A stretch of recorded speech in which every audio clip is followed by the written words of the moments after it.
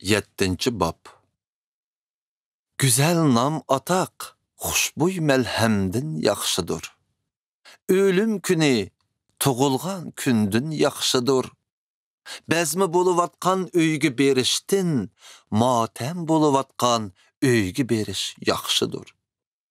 Çünki ölüm həmmə adamның təqdiridi bardır. Hayatlar bunu hərgiz unutmaslık gerek. Qayg'urish ahmiqona kulkidan yaxshidir. Chunki qayg'u odamning qalbini tovlaydi.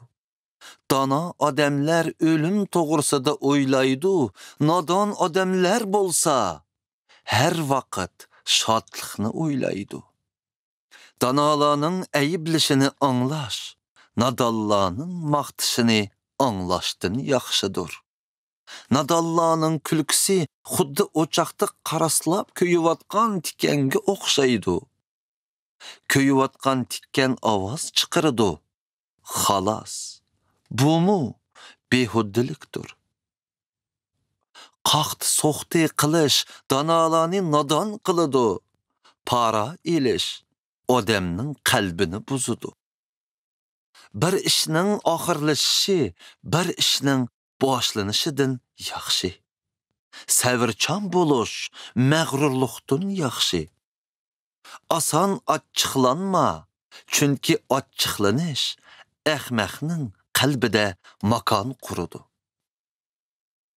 Nima uchun burunqi kunlarimiz hozirqidan yaxshi deb so'rama. Bundaq savol so'rash donolik emasdir. Donolik mirostek yaxshi narsadir. Chunki u quyoshni ko'rayotgan barliq odamlarga manfaat keltiradi. Donolik odamni xuddi pul qo'g'digandek qo'g'daydi. Donolikning ortiqchiligi shuki, u senda bo'lsa, sening hayotingni saqlaydi. Xudoning qilganlarini o'yla. U agri qilganni kim tuzlayalaydi? İşlerin ravan vaqtida xoşal bo'lg'in. Lekin qiyinchilikqa uchraganda xoşallik va qiyinchilikning Xudodan keladiganligini unutma.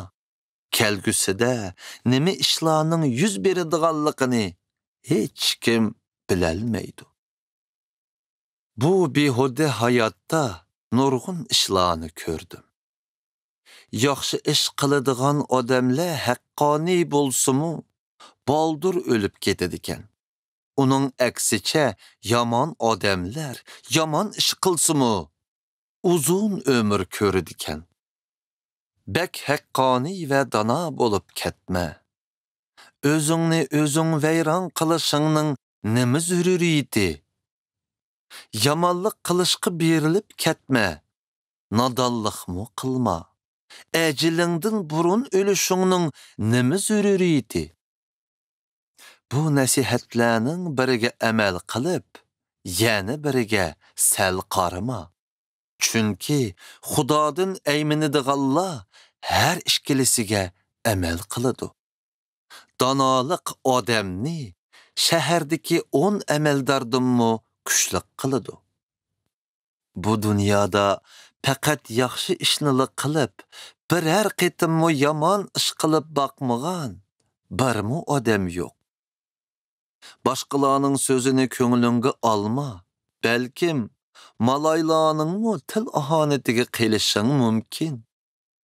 Amaliyatda sening başqalarga ko'p qitim til ahanet qilganing köngülünge ayandır. Men bu ishlarning hammasini donolik bilan ko'zatdim. Men o'zimga men dono bo'lay dedim. Lekin maqsadimga yetalmadim.